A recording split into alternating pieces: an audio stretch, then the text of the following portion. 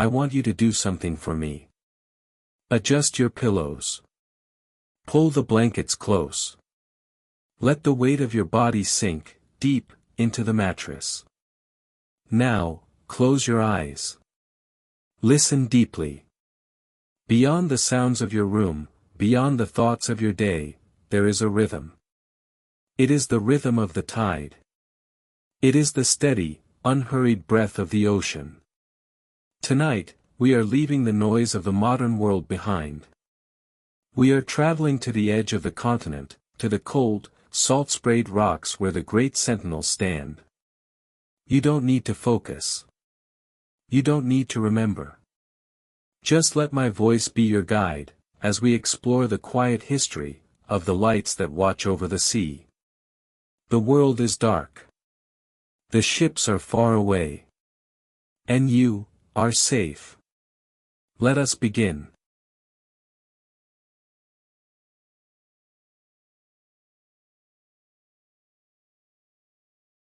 The call of the coast. The sea is a restless giant. Since the dawn of human curiosity, we have stared at the horizon, wondering what lay beyond the crashing surf. But for the early mariners, the Phoenicians, the Greeks, the Romans, the shore was not a place of welcome. It was a place of hidden teeth. Sharp rocks hidden just beneath the swell, waiting to tear the wooden bellies of ships apart. In these earliest days, the first lighthouses were not towers of stone.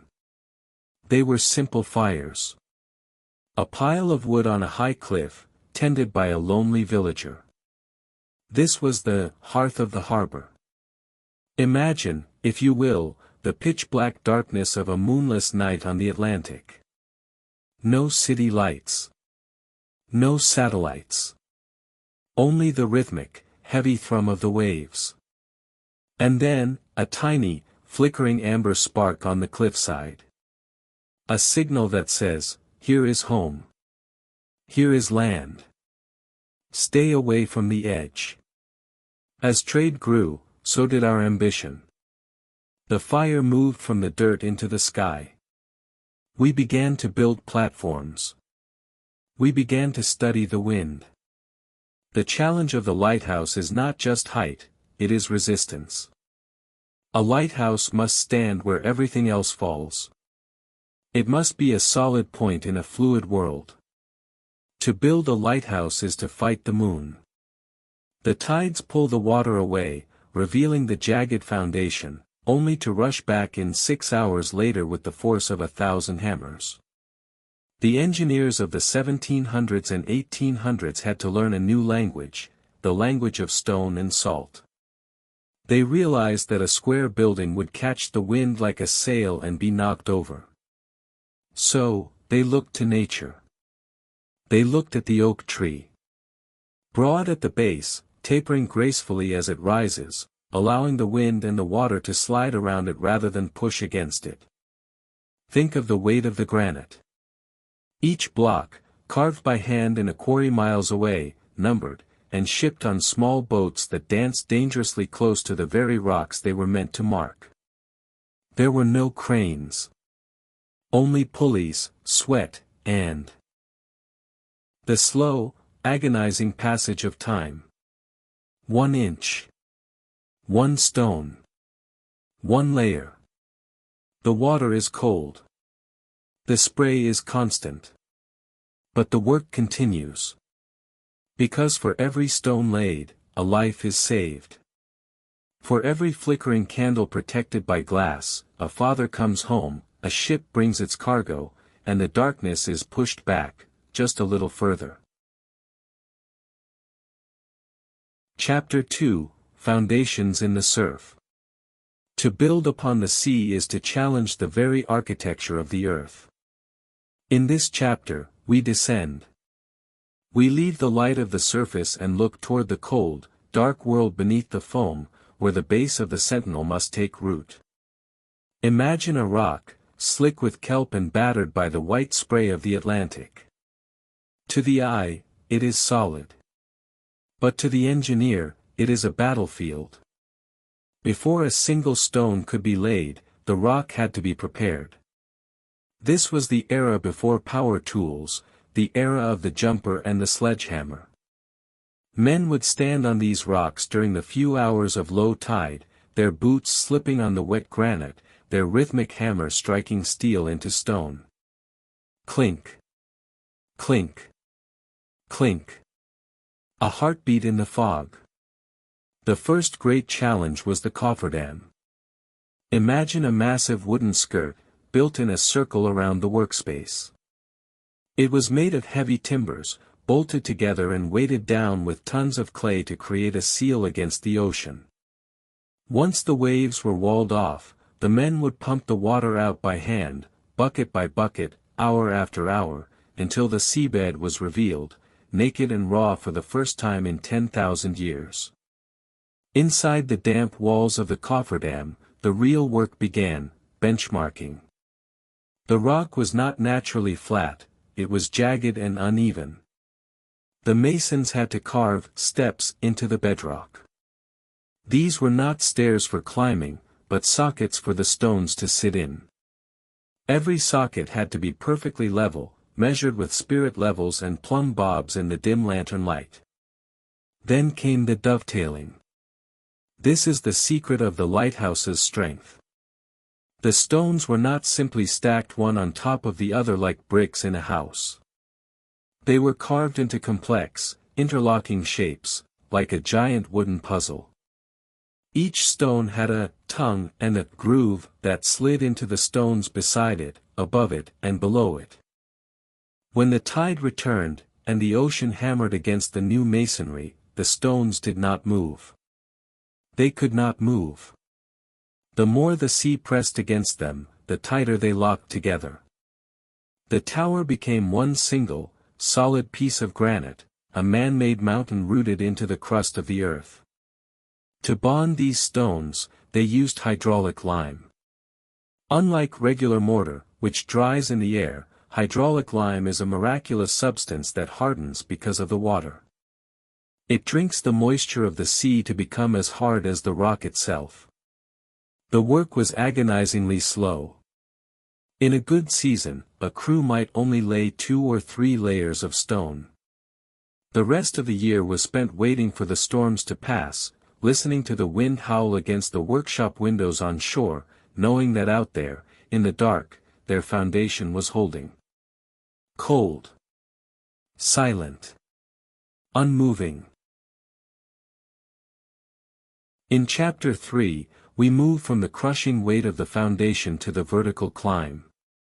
We explore how a lighthouse transitions from a solid hunk of rock into a hollow, functioning home, a living pillar that must breathe, house men, and withstand the loneliest winds on earth. Chapter 3, the living pillar. As the lighthouse rises above the reach of the highest spring tides, its nature changes. It is no longer a solid mass of interlocking granite. It begins to hollow out, creating a series of circular chambers stacked one on top of the other. This is the transition from engineering to architecture, from a wall against the sea to a sanctuary for the soul. The walls at the base of the pillar are immense, often 5 to 7 feet thick. As you move upward, the walls gradually taper, thinning as the pressure of the waves decreases. This creates a subtle, elegant curve known as a hyperboloid. It is the same shape as a blade of grass or a tall reed. It allows the tower to sway ever so slightly in a gale rather than snapping under the tension. Inside, space is a luxury. Every room is a perfect circle. There are no corners in a lighthouse, no places for the wind to catch, and no places for the mind to hide. At the very bottom, above the solid base, lies the oil room. This was the belly of the beast. Hundreds of gallons of heavy oil were stored here in brass tanks. The air in this room was always thick with the scent of tallow and mineral spirits, a heavy, grounding aroma that spoke of fire and light. The walls here are cold to the touch, sweating with the humidity of the ocean just inches away. Connecting these rooms is the spiral staircase. In many towers, these stairs are not attached to a central pole. Instead, Each stone step is a cantilever, pinned deep into the outer wall and resting its weight on the step below it. To walk up these stairs is to move in a never-ending circle, a rhythmic ascent that mirrors the cycles of the moon and the tides. Step. Step. Turn. Step. The sound of a keeper's boots on the stone echoes upward through the hollow core, a lonely percussion in the middle of the sea. Above the oil lies the kitchen and living quarters. Here, the stone was often lined with wood to keep the dampness at bay. Imagine a small coal stove, a heavy oak table bolted to the floor, and a single porthole looking out onto nothing but the gray horizon. In this room, the sound of the ocean changes. It is no longer a crash, it is a deep, vibrating thrum that shakes the very marrow of your bones. Then, the service room. This was the final stop before the light itself. This was where the keepers trimmed the wicks and polished the brass. It was a room of preparation. A room of quiet focus. The living pillar is a miracle of balance. It is heavy enough to stand against a hurricane, yet light enough to reach for the stars. It is a hollow reed made of mountain stone. And for the men living inside it, it was a world that consisted of only two directions, the circular path of the stairs, and the infinite stretch of the sea. But as the tower reached its full height, it remained blind. It was merely a finger of stone pointing at the sky. To become a lighthouse, it needed its eye.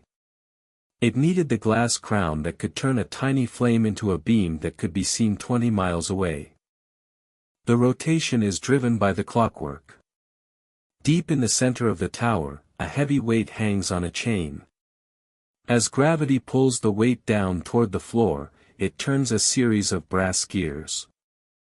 These gears, polished and humming with a low, metallic vibration, turn the lens at a perfectly steady pace. Whir. Click. Whir. Click. This rhythm is the heartbeat of the coast. To a sailor far out at sea, this rotation creates the characteristic, the specific pattern of flashes that tells them exactly which lighthouse they are looking at. One flash every 5 seconds. 2 flashes every 10. It is a silent Morse code, blinking across the waves. The glass is kept impeccably clean. The keepers would spend hours with chamois cloths and spirits, polishing every facet of the prisms. Even a single smudge of soot or a layer of salt spray could dim the light. They worked in the silence of the heights, surrounded by the reflection of their own lanterns, while the wind screamed against the outer storm panes. Inside the glass crown, the world feels distant. The crashing of the waves is a muffled thud far below. Here, there is only the heat of the lamp, the smell of warm brass, and the steady, hypnotic rotation of the prisms. It is a place of absolute clarity in a world of chaotic spray.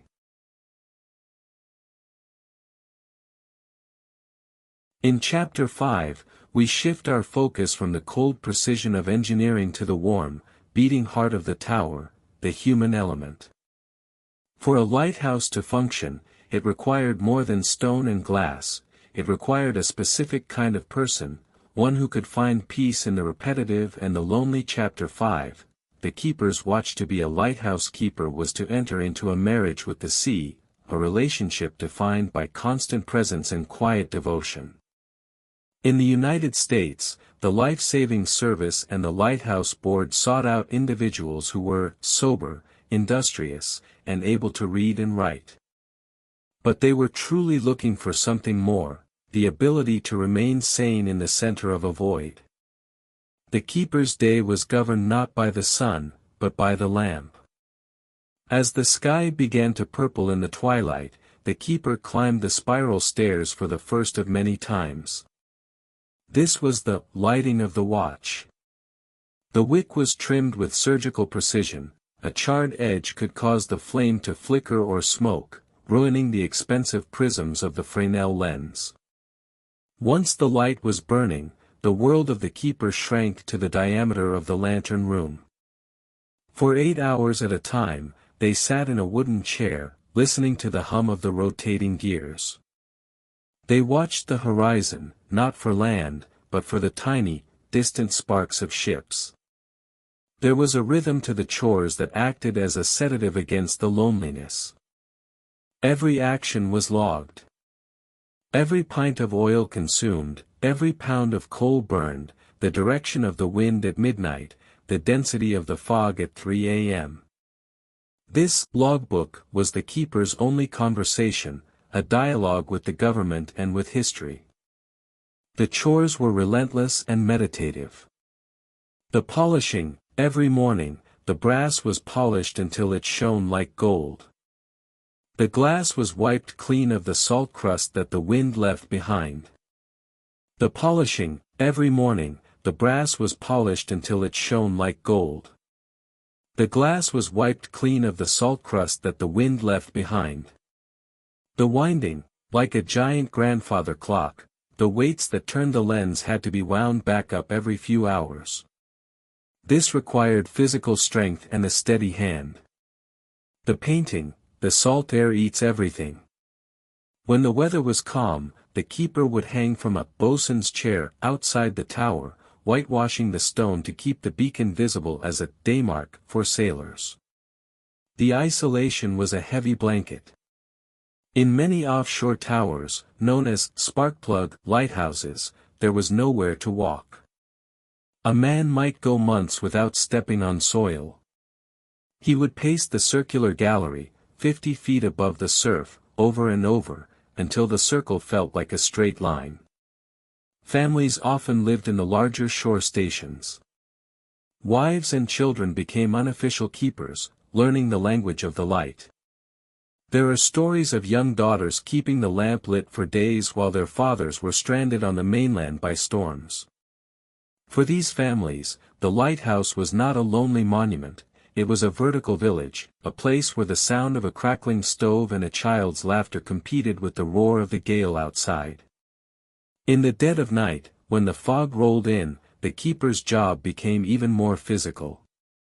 They would activate the fog signal, sometimes a massive bell struck by a clockwork hammer, or a steam-powered whistle that shook the very foundations of the tower. Buon. The sound was designed to be felt in the chest of a sailor miles away. To the keeper, it was a constant, vibrating reminder of their responsibility. In Chapter 6, we witness the transition from the organic to the mechanical. We move away from the smell of whale oil and the human hand, entering the era where the lighthouse begins to develop a brain of its own. This is the beginning of the end for the traditional keeper, but the beginning of a new kind of immortality for the light. Chapter 6, Mechanical Hearts. For over a century, the lighthouse was a creature of fire. It relied on the steady hands of men to carry oil up the stairs and trim the carbon from the wicks. But as the 19th century drew to a close, a new force was humming through the wires of the world: electricity. The transition was not sudden. It began with the heartbeat of the steam engine. In some of the larger coastal stations, massive coal-fired boilers were installed in the base of the tower. These engines didn't create light yet, they created sound. They powered the siren, a fog signal so loud it could be heard for 10 miles across the churning surf. The sound was created by a rotating disc with holes, spinning at high speeds to chop a blast of compressed air. To the keeper, the engine room was a place of heat, soot, and the rhythmic clack-clack-clack of pistons.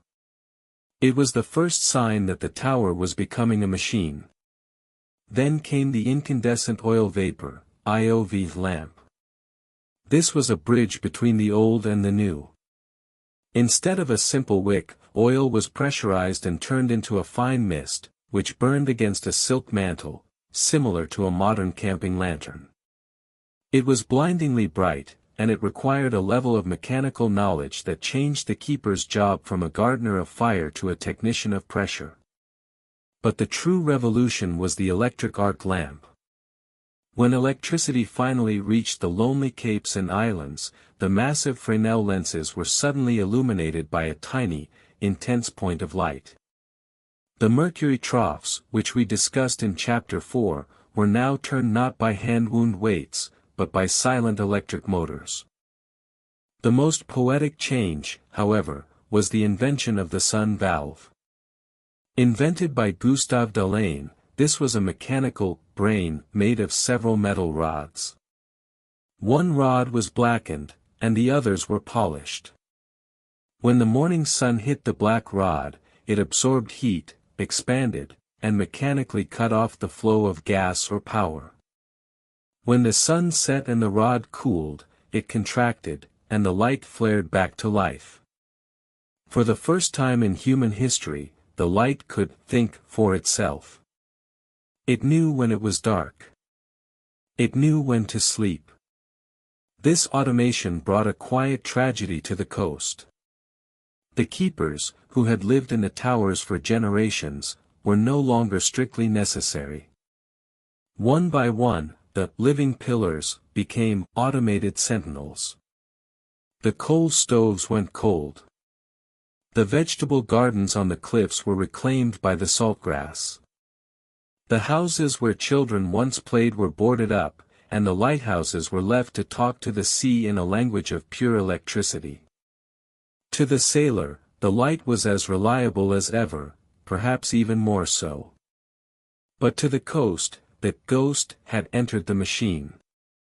The tower was now a solitary robot, standing on its rock, blinking its characteristic code into the fog, waiting for a technician who would only visit once a year. Chapter 7, We step away from the visual world. When the mist rolls in, the brightest light in the world becomes a dull, useless glow.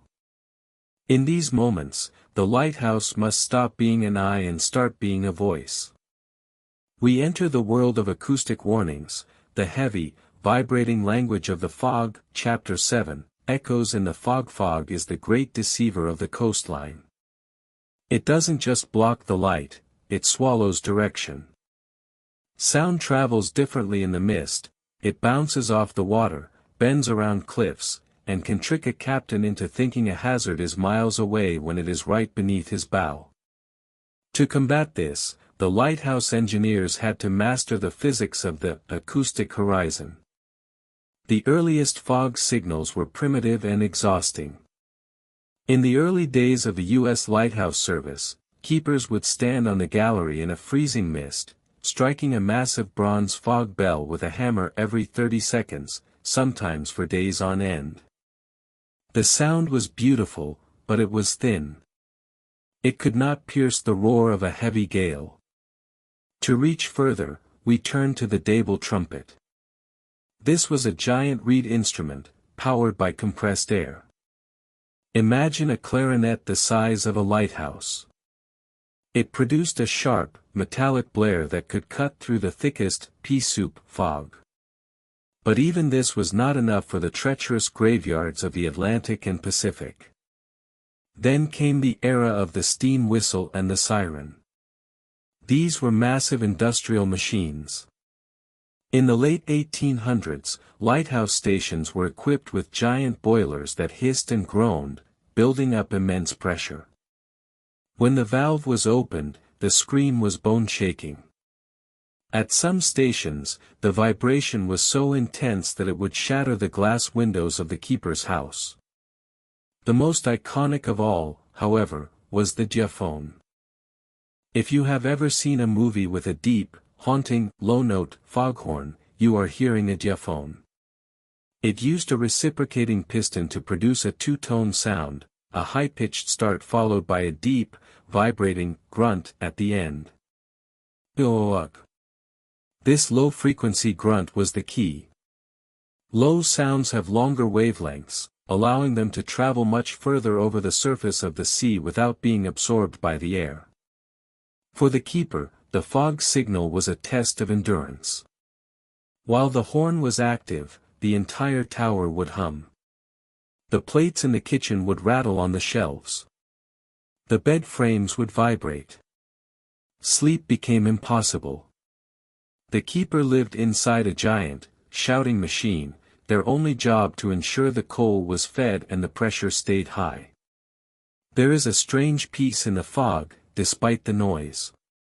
The world shrinks to a circle of gray. You cannot see the waves, you can only hear them.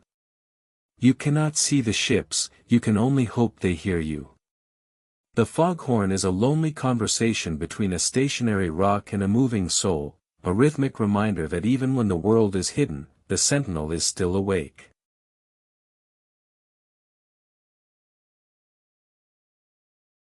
In Chapter 8, we confront the sobering reality of the sea.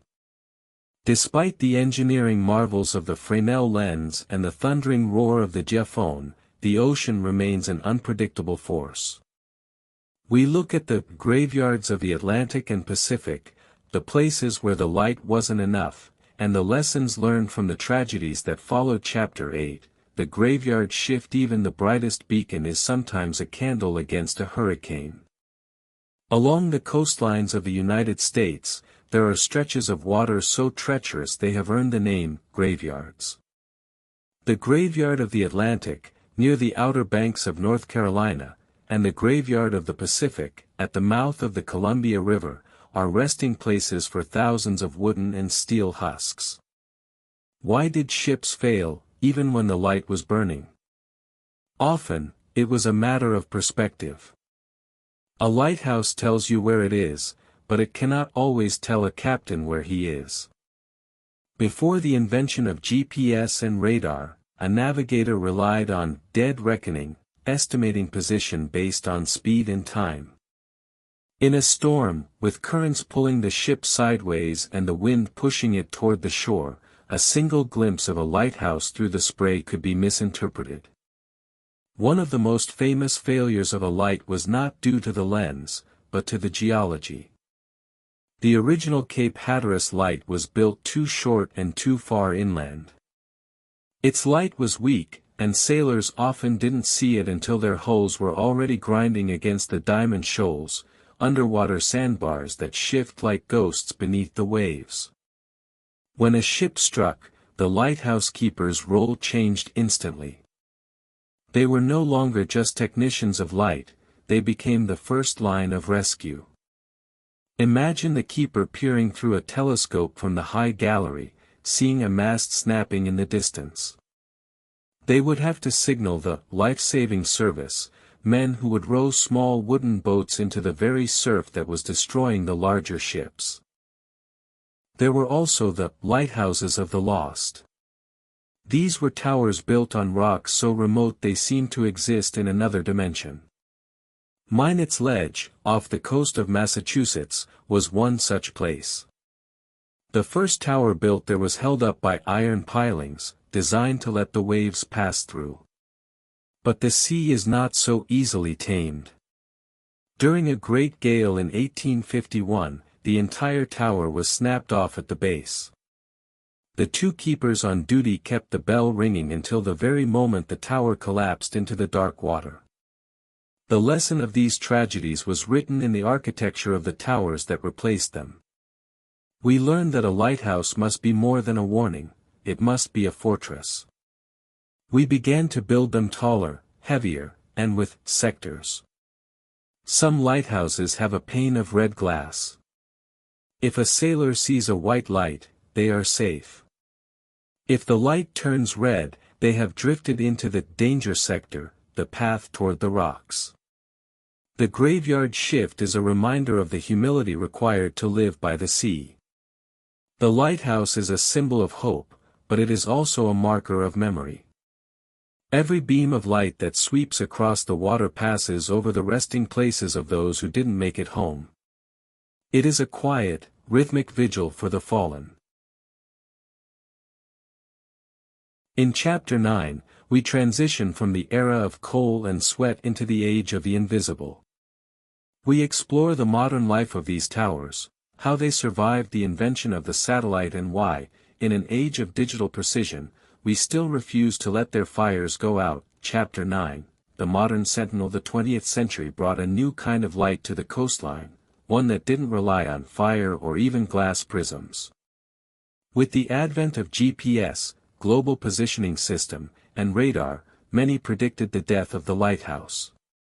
Why maintain a massive stone tower when a computer in a ship's cockpit can tell a captain his position within a few inches?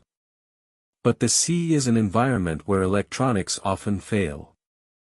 Saltwater corrodes circuits, batteries die, satellite signals can be blocked by heavy solar storms or atmospheric interference. For the mariner, the lighthouse remains the ultimate redundancy. It is the only navigation tool that requires no power on the ship, no screen, and no complex calculations. It is a physical truth. If you can see it, you know where you are. The modern lighthouse is a marvel of efficiency.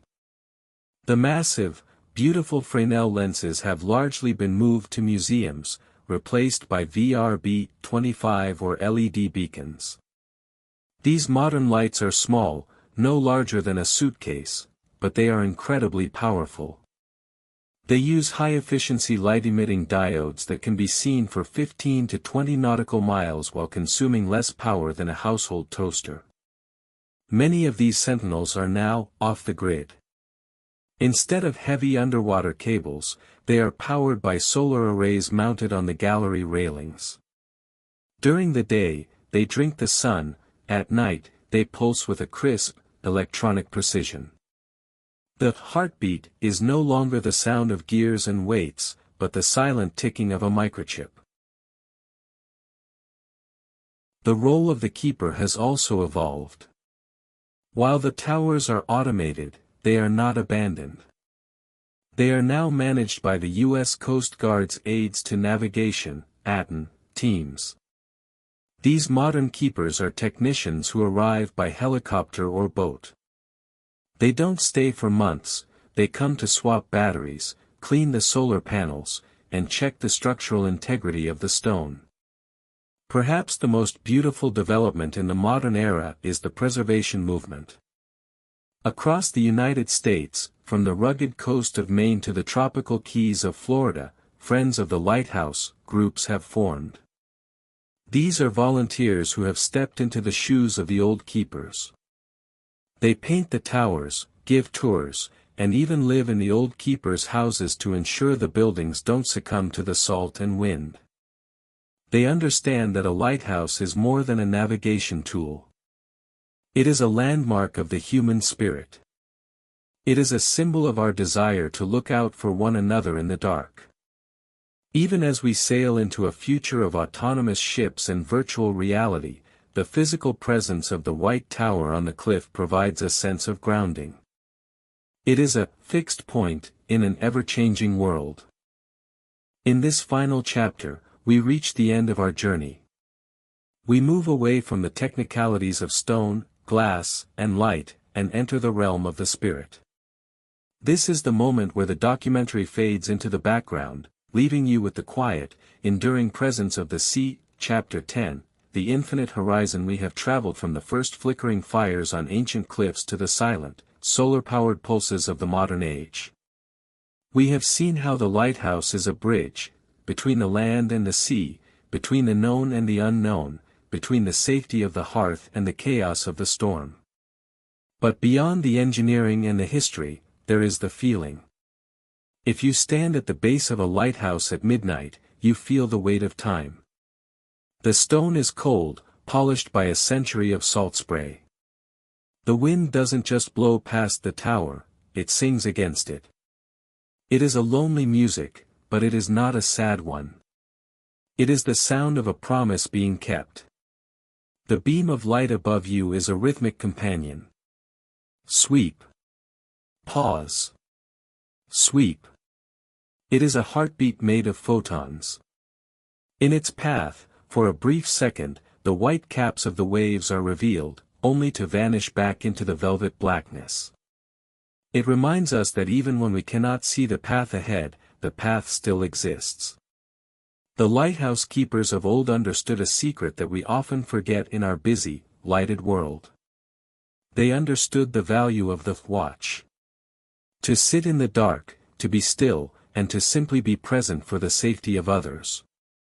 They lived their lives in the service of a horizon they could never reach. As you lie here now, imagine the lighthouse you have built in your mind.